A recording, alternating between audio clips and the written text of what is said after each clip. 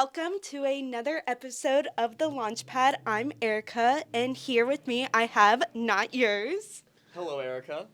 Hi, Erica. Great to be here. My name's Nathan. And my name's Garrett. Great to have y'all here. So, first things first, congrats on being a 2025 moon landing rising star. When you found out that, what was going through y'all's head? Oh, we were pretty stoked about it. We saw who you guys had listed last year, so it was really cool for us to be listed this year. And then, of course, one of our mentors, Cosmalia, was also listed for this year's Rising Stars. So it's cool to kind of see the variety of artists that you guys had on there, and yeah, we're excited to be part of it. Yeah, absolutely. I mean, last time we were kind of working with Moon Landing was at the Festival Farmers Market where we won that competition a little over a year and a half ago, and we got to be interviewed there. So it's kind of feels a little bit full circle to now kind of leveled up a little bit from winning a competition to now starting to be on that rising star piece. So it feels fantastic. We're super happy to be here and really appreciate the recognition. Perfect. So, how did you come up with y'all's name, Not Yours? Yeah, that's a kind of funny one. We both had recently broken up with our long-term ex-girlfriends. So I think that was kind of a part of it. It's like we're not yours anymore. We're gonna do our own thing, and we've been best friends since 2017. And so this music journey is pretty new to our relationship, and music has always been like the foundation of it. We met at a Seven Lions show. I've gone to more music venues with him than anybody else. And so I don't know, the name just kind of came through that. Yeah, that on top of just really having a lot of wordplay and being able to have a lot of fun with the name in general was just really something we're looking for. We try and bring that in our music, so we wanted to have a name that kind of reflects that and has kind of a playful, fun tone with it. Couple playful, fun guys. Hey, fun guys, fun name.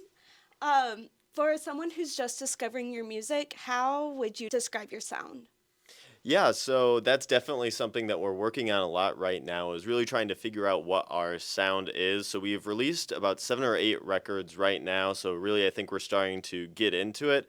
I would say for someone new, it would be a combination of something like a Chris Lake with something that's probably more on the groovier side. So again, I'd say something like a Trey Mortimer, a binge watch. Yeah, another big person for us that we admire is like Max Styler, Justin Martin, Walker and Royce. So we take a lot of elements from these artists and try to incorporate them into our sound. But again, we do like the really drum driven groove of tech house. So you'll notice that in a lot of our tracks is like we really try to nail down the drum elements more so than anything else. And it's so funny, last time we were on this podcast, we hadn't released any music. We had just dipped our toes into production. So it's kind of cool, come back a year later and be like, oh yeah, we've released a lot of songs at this point, at least for how long we've been making music. So, you have some big upcoming things in February and March. Do you want to get a little into it? Yeah, absolutely. So we have a super busy February coming up that we are super stoked for. So to start the month off on the 7th at Barsmith, we have a headlining show. So we're going to be bringing out 3 artists from San Diego, Nigel Dean, Banyan, as well as Sadie's Benz. And then we're also going to be having Isaiah Walker and C808, 2 of the newest members of the Angry Dog Collective in Arizona, open up that show. And that's going to be the same day as our PH7 record release. So we're super excited to be able to debut some of those tracks with a bunch of friends from San Diego and a bunch of our Phoenix friends. Yeah, super excited. And then, of course, the big one for February for us is the Green Velvet's La La Land opening slot. It's going to be us on the main stage with, Jackie Hollander, Leighton Jordiani, who, again, is a big influence for us, being kind of like a tech house techno guy, because, we make some techno as well. And then, of course, Green Velvet himself. So that's going to be a very exciting day for us. Lastly, San Diego at the end of the month, we're playing an event at the Wolf Den. So I think that's a newer venue out there, right? Yeah. And then that's going to be like headlined by Techno Tupac, who, we're also fans of. So it should be a good show. Yep, and right before we go out there, we actually drop another EP on Syrian Records that we're super excited for. So 2 EPs coming out this next month, 4 new tracks. So bringing lots of new music out. Really excited to share it with everyone. How has Angry Dog Collective been influential in your music career? The first song that we ever put out was on a remix compilation album from Spectre, who, dropped these 2 tracks as an EP, and we were lucky enough to, submit our version of one of their tracks, Fake Girls, and, we were lucky enough to get selected. And so after we got selected, the Angry Dog guys reached out to us and like, hey, would you like to join the collective? And basically what we get from it is a lot of support from the other artists in the collective, and then music feedback. And as 2 budding producers, that music feedback is like crucial to us, because sometimes like there are things that we just don't know to be listening for, and they're able to kind of pick apart our sound a little bit, pick apart the music, and give us really solid advice. And then also just overlapping business advice, assistance with social media, assistance with kind of business planning, and how to become these how to become a larger artist, essentially. Yeah, and then I would say some of the other pieces is that we met the Angry Dog Collective group on a spring break show where we had a bunch of the moon landing crew as well splashdown out there. So fantastic event there that we were then able to really Thank you, grow Moon from. Landing. Yes, absolutely. Again, without that, who knows if we would have been involved in them, and they've been just kind of instrumental in where we are right now. Again, we are the 2 presidents out here in Arizona, so super excited to continue growing our community, as well as bringing in more people who are ready to kind of start on that producer journey, because we've seen that that's just kind of the next step, and people who are looking to take that next artist leap is going from the DJ to producer route. So super excited to continue to grow that community out here. So, is Willie one of y'all's dogs, or who it was the shirt inspo? That's a great question. Yeah. Willie is Nathan's dog. Yeah, so Willie is my dog. So yeah, he adopted him during COVID. He's about 12 or so now. He is our little grumpy old man. He can be the sweetest, but then he can also be a little crazy. He's a lot like us. He's a So lot like us. Yeah, like basically when the sun goes down and he's on the couch, don't touch him. Okay. He kind of gets a little nippy, but the man doesn't have a lot of teeth. So he's little gummies. So he's a little gummy, so it's okay. It's okay. definitely a lot more bark than the bite. But yeah, so for our latest track, Gangsta, Angry Dog has dogs on the front of every cover. So I thought, well, why not have a version of Willie on the cover of it? So that's kind Willie, if he was a gangster. of right? exactly. And that's exactly what the album art looks like. I think they did a fantastic job. Can you captivating that recreate version? a little of what Willie's face is making, and For the album art cover, and or bring Willie to us? Lots of overbite. But- Lots but of what- overbite with only a couple teeth. something along those lines. Clip that. Didn't think that was gonna. No, I did not think I was gonna be doing a Willie impression today, but here we are. Hey, I just think Willie needs to be on the decks now. Grab him, like, See, content ideas. More Willie content. More Willie content. That's what the people want. that is what the people want. How was performing at Bloom for New Year's for y'all? That was so much fun. Nostalgics was the headliner for that evening, and she's in the Cosmic Academy, which Nathan went through this summer. So, it's a production school for artists. So it's cool to, be supporting someone also in that school. But, for us, it was a takeover from Control and Freak, and that's who our release with Casty, here in Arizona, was with. And Rats on Acid, name of the song. But it was a takeover with them, headlined by Damian Shane. So it was really cool to get out there and meet some of the other artists that have released on the music label, as well as spend time with Damian himself. Really cool guy, and we are really inspired by what he's doing in San Diego. So it's cool to be able to spend New Year's, with him and bring in 2025 with the crew. Exactly. We have a super big community out in San Diego now just from playing Angry Dog shows, this being our second Control and Freak event. So it's nice to be able to continue to kind of foster that. Again, we were hosted by some great people that we met at Gem and Jam this past year. So really just continuing to not only grow just our fan base across different states and areas, but also just getting more friends and meaningful relationships, which is really what it's all about for music for us. So, no, we had an absolutely fabulous time. Excited to be back there next month. As y'all continue to grow and evolve as artists, who is someone y'all's like dream collab is? I mean, it's two very different vibes, but like it would be sick to make something with Max Styler or Walker and Royce. I mean, those vibes are kind of similar, but like we're also big fans of Sosa UK, Chris Dussy, those guys. So like those types of collabs would also be incredible. But that would be down further down the road. Yeah, I would say probably a Chris Lake collab would be up there, as well as AC Slater and NightBass. Something like that would be really cool. Again, just some of those artists who we've always really looked up to and seen as teachers to be able to be at a point where they're willing to collab with us would be fantastic, right? So again, we're slowly starting to work with more and more artists. So exciting to continue to grow our repertoire and start to get to that level. So, on that note, who's y'all's dream BTB on the festival lineup?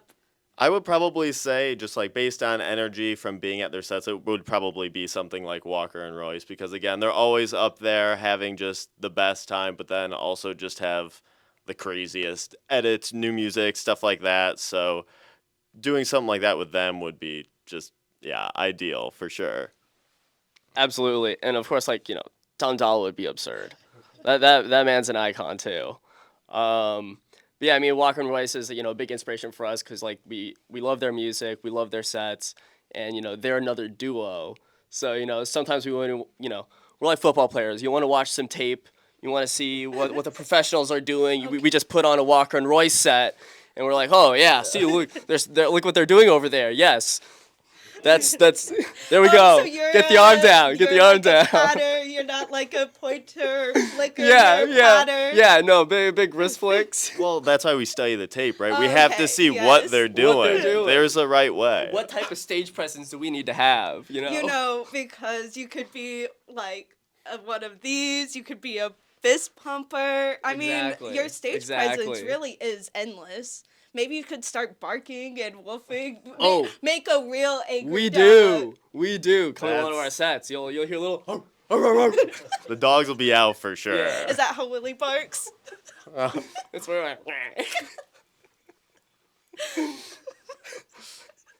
What has been like one of y'all's favorite venues that y'all have had the chance to perform at? I would definitely say that Sunbar here in Arizona. I mean, it's definitely one of the premier venues here. So being able to play there, open up for Deeper Purpose this past year, that was a fantastic opportunity and show. We had a blast there. So I definitely say out in Arizona, that's probably mine. Yeah. We've played. Of course, Bloom as well. Bloom's a very cool venue. The Secret Bus. Honestly, Nathan and I played the Secret Bus, I think in December, and that bus was popping. Like it was really jumping. So that was a ton of fun. And then PB Avenue in San Diego has also been really cool. And Celeste in Chicago was also cool. It's like a 3-story club. Each club has like a different type of house music playing. So we were kind of like the party tech house floor. But that was pretty unique and very cool. To get in your mindset before you go like perform, what's y'all's like go-to hype song mindset prep? Definitely, I would say it's, starting. I'm definitely like a pacer, so I like to get up, start moving, walking around. So I would kind of like Garrett said earlier, Sosa, we like to put on a lot. So like, especially one of his songs, White Girl, is definitely, it gets the body moving, gets us pumping. So that's probably my go-to party pump up, get the energy. I listen to a bunch of stuff to get pumped up. I mean, it's kind of what like something high energy, sometimes some techno, some like, bouncy Walker and Roy stuff. But I'd say like mentality wise, it's kind of just like clearing my head from all the distractions and stuff going on kind of in front of you, you know, kind of clearing your mind while you're like checking the decks, making sure that, all the knobs are kind of in their place. So you're not going to be surprised by anything when you go to play a song. Because, that happens much more frequently than you'd think, where you go to play a song and you're like, oh my gosh, this track is in reverse. Why is it in reverse? And it's all these things that you don't think to look for as a new DJ coming onto some decks because you're used to kind of maybe your home setup or what have you. Um, so yeah, I say definitely like clearing the mind and just focusing on, this is gonna be good. We're gonna have a fun time, even if there's a mistake or two. As long as we're up there having fun and the crowd's having fun, it's gonna be a good time. And that helps definitely like decrease the worry. Yeah, I would say that's probably been like the biggest thing in us growing is just being able to let go a little bit because you are always going to go up there, make some mistakes, something's going to happen, you mess up. And instead of prolonging it or trying to do things like that, just trying to, again, find a way out as quick as possible and then just going on and not letting it, potentially ruin the rest of your energy for it or letting yourself look flustered to the crowd. Because at the end of the day, only, a couple people might know or realize anyway. It's when you're up there freaking out, looking all flustered that people are like, oh, what is going on? Yeah. Like, then they'll notice just because you're acting crazy, right? So, And they're gonna hear and things are gonna be also from experience. yeah. On one of y'all's latest posts, you said, like, this is how you know you released a banger. So, how do you know you released a banger? Oh, and that brings up again. I would say probably one of favorite venues that we just missed is Blind Tiger out in L.A. So we've had the pleasure of playing Blind Tiger 3 or 4 times now, and then we released the track "Gangsta" with it's Nico, who is one of the residents as well as kind of runs Blind Tiger out there.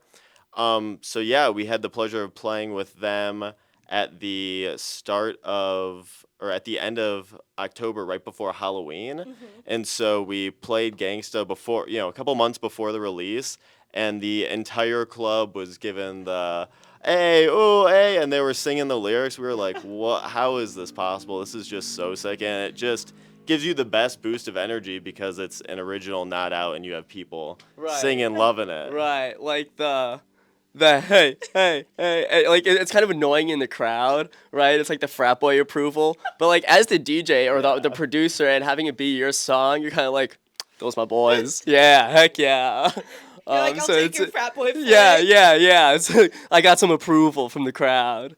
So yeah, it's a very different feeling being on stage than kind of in the crowd. As someone who's trying to break it into the music industry, what advice would you give them? Social media, you kind of have to be very, very active. Nathan's absolutely much better at it than I am, keeping our socials active. But, I think that has definitely helped kind of curate our community. People like, even just like fans and stuff that follow us, will comment on their posts and, that especially like other DJs and artists that we want to work with or have worked with in the past, uplifting their socials because then, they'll feel like, oh, then I'll have more feeling to, comment on your stuff as well. And, all of that is just like helps expand growth. But also just like focus on your craft, focus on your music, spend the time in the studio, kind of like always trying new things.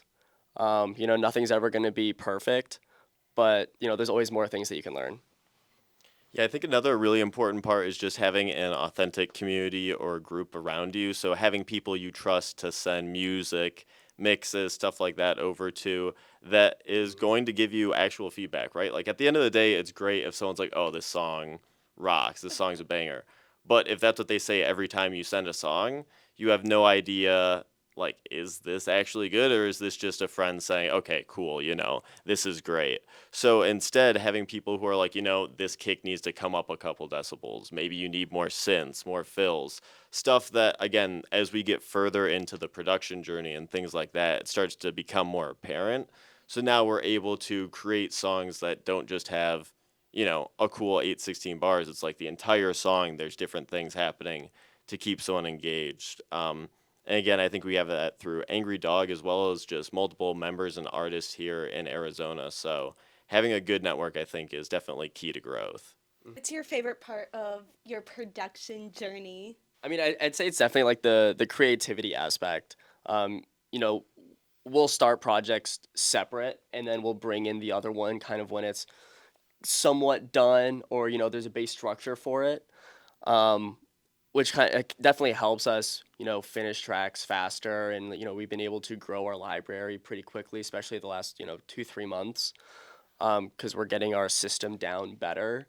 But it's it's when we're both in the studio, and we're creating something cool, we're messing around with sounds, and then you just sit down and listen to a 16-bar loop, and you're just like look at each other like, yeah, dude, that's it, that sounds wicked. And I say that's definitely like the most fun, and then also playing your song out eventually and having a good crowd reaction, also extremely fulfilling.